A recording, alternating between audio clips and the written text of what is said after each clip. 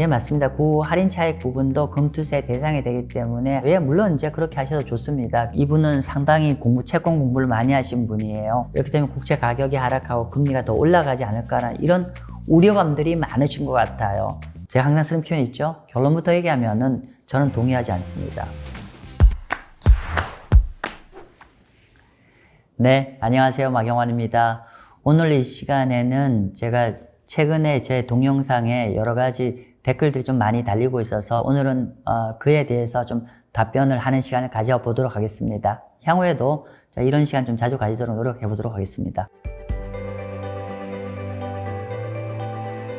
네, 최근에 제가 이제 9월 달에 WGBI 인덱스가 한국이 편입될 가능성이 높아지고 거기에 따라서 한국 채권 시장으로 외국인 자금이 꽤 많이 이제 앞으로 진입할 거라 전망을 했는데 그에 따라서 국채 시장은 명확합니다. 원래 WGBI 인덱스라는 게 월드 거버먼트 본드 인덱스잖아요. 즉 WGBI 인덱스 자체가 국채만 사실은 규정을 짓는 겁니다. 그러니까 그 외국인 자금들은 국채를 매수하는 자금이기 때문에 한국 국채 시장에는 분명하게 굉장히 긍정적 뉴스고 가격에 도움이 되는 뉴스임에는 분명한데, 근데 지금 질문 주신 내용은 크레딧 시장은 어떨 것 같냐라는 질문이고, 일반적으로 우리 동영상을 보시는 분들 중에서 크레딧이라는 용어가 익숙하지 않은 분이 있을 것 같아 간단히 설명드리면은 국채가 아닌 일반 회사채 시장을 보통 크레딧 시장이라고 하는데, 그렇게 외국인 자금이 국채 시장에 많이 들어오면 크레딧 시장의 영향은 글쎄요, 국채는 명확하게 긍정적인 건 맞는데 그 타겟이 국채가 아니기 때문에 약간은 저는 조금 중립적으로 봅니다. 즉 WGBI 인덱스의 주 수혜는 회사채보다는 국채가 될 것이다 라고 정리하겠습니다.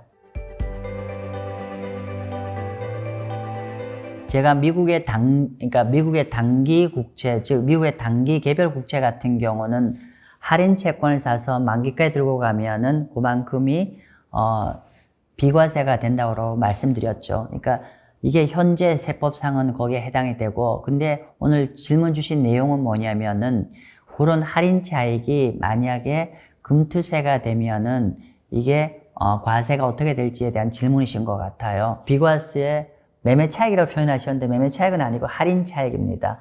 만기까지 보유하면은 95불에 사서 만기까지 가면 100불로 돌려받기 때문에 그 5불만큼의 할인 차익이 발생하고 그 할인 차익이 현재 세법상은 전액 비과세입니다. 그렇기 때문에 제가 이제 그런 미국의 단기 채권을 가지고 할인 차익으로 비과세 투자를 하라고 말씀을 제가 추천을 드렸던 거고, 그런데 질문 주신 내용은 만약에 그런 투자가 금투세가 시행이 되면은 이게 세금 체계가 어떻게 되냐 주신 건데, 예, 맞습니다. 그 할인 차익 부분도 금투세 대상이 되기 때문에 한 20% 정도의 과세가, 비과세였던 게 과세가 됩니다. 그런데 과세는 되지만 이게 종합과세 대상은 아니고 분리과세로 되는 거는 다행인 것 같고요. 그리고 한 말씀만 더 여쭈면은 금투세 내년도 시행 관련해서 여당은 이거를 폐기를 하는 걸 현재 추진하고 있고, 반면 다수당을 점유하고 있는 야당이 금투세를 시행하는 거를 이제 얘기를 하고 있는데, 어저께인가요? 촬영하기 전날 제가 확인해 보니까 민주당의 직전 대표인 이재명 대표께서 금투세를 연기하는, 즉 여당 안에 좀 동의하는 내용을 말씀해 주신 것 같아서 글쎄요, 뭐 금투세가 내년 1월 달부터 시행될 수도 있겠지만 또 반대로 현재 상황, 즉 현재 상황이 당분간 더 유지될 가능성도 꽤 있어 보입니다. 네, 이 정도로 정리하겠습니다. 네, 아마도 이제 그 질문 주신 내용은 제가 최근에 엔화가 많이 밀렸을 때 엔 달러 환율 한 160엔 근처로 갔을 때 제가 계속 이제 밀릴 때마다 분할 매수하라는 전략을 지금 제시해 드렸는데, 근데 워낙에 최근에 엔 달러 환율이 많이 밀리다 보니까 좀 엔화가 끝없이 밀리지 않을까 이런 두려움도 있고, 그리고 이왕이면 좀 더 그 바닥을 확인하고 들어가고 싶은 생각이 계신 것 같아요. 예, 물론 이제 그렇게 하셔도 좋습니다. 기본적으로 옌 달러 움직임을 얘기할 때 제가 그런 얘기를 했었잖아요. 뭐냐면은 미국이 금리 인하가 되면서 본격적으로 양국간의 금리 갭이 줄 것이고, 그러면은 엔화가 달러 대비 말머리를 돌릴 것이다 라고 말씀드렸는데, 근데 실제로 항상 시장은 어떤 실제 이벤트보다 먼저 움직인다는 건 좀 염두에 두시면 좋을 것 같습니다. 예를 들면 9월달 금리 인하가 확정적이라 가정하면은 분명히 그 전에 시장은 먼저 그거를 선반영해서 시장이 움직일 개연성이 높기 때문에 조금 더 큰 수익을 누리고자 한다고 하면은 항상 그 이벤트 전에 조금 분할 매수 들어가는 게 투자의 어떤 수익을 좀 더 극대화시키는 방법일 수 있을 것 같고요. 질문 주신 분처럼 좀 더 위험 관리에 좀 더 포커스를 하면서 투자를 하고 싶다면은 확인하고 투자하셔도 나쁘지는 않은 선택일 것 같습니다.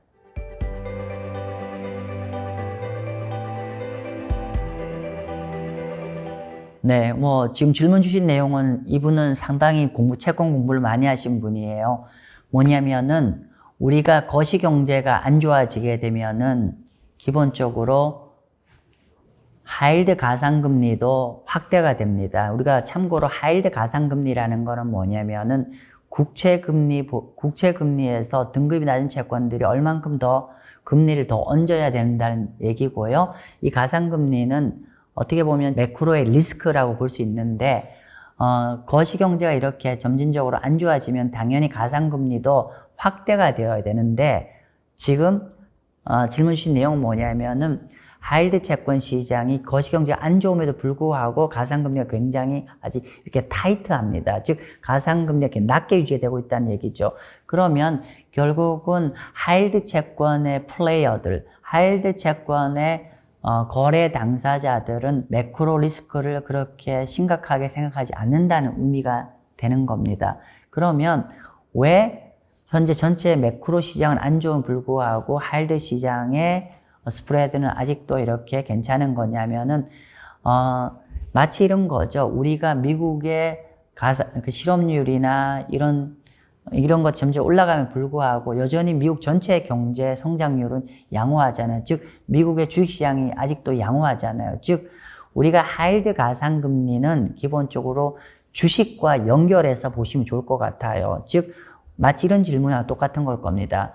거시경제가 점점 나빠지는데 여전히 주식이 잘 가고 있잖아요. 마치 이런 질문과 똑같다고 이해를 하시면 될 것 같습니다. 그런데 저는 이렇게 답변 드릴게요. 결국은 어떤 주식이나 하이힐드 가상금리도 결국은 종국에는 펀더멘탈에 수렴할 수밖에 없을 것이다. 즉 거시경제가 계속 만약에 더 안 좋아진다고 하면 가상금리가 타이팅 되어 있지만 결국은 가상금리는 다시 확대될 수밖에 없지 않을까라고 설명드리겠습니다.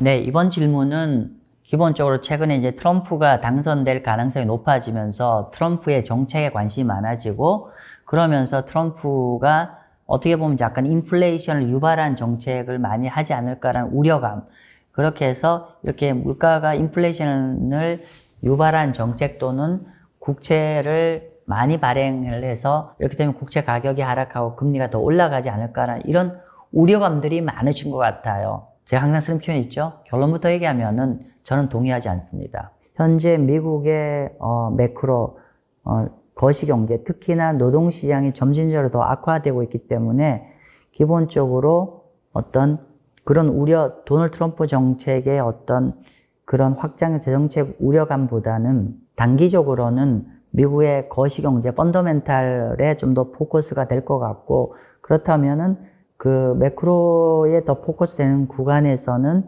기본적으로 금리가 크게 올라가지 않을 겁니다. 오히려 점점 내려갈 가능성이 높아지고요.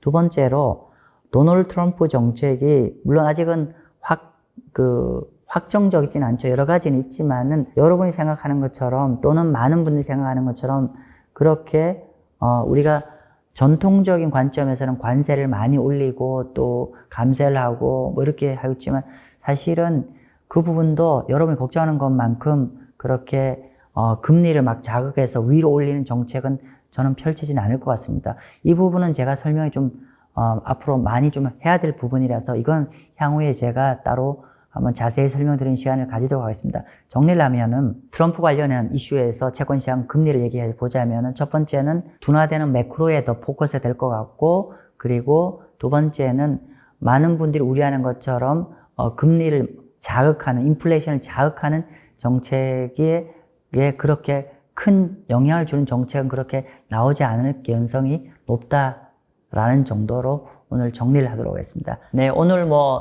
아주 한정적으로 몇 가지 어떤 댓글에 대해서 답변하는 시간을 가졌는데요. 제가 그래서 이제 많은 분들이 댓글을 달아주셨는데 그 댓글마다 좀 답변을 다 못 드린 점 너무, 제가 죄송합니다. 그럼에도 불구하고 향후에도 이렇게 저희 댓글을 달아주시면은 가능한 많은 분과 공유할 수 있는 얘기들은 제가 지속적으로 가능하다 하면은 매달 이런, 댓글 주신 거에 대한 답변을 제가 좀 드리는 시간을 향후에도 가지도록 하겠습니다. 네, 감사합니다.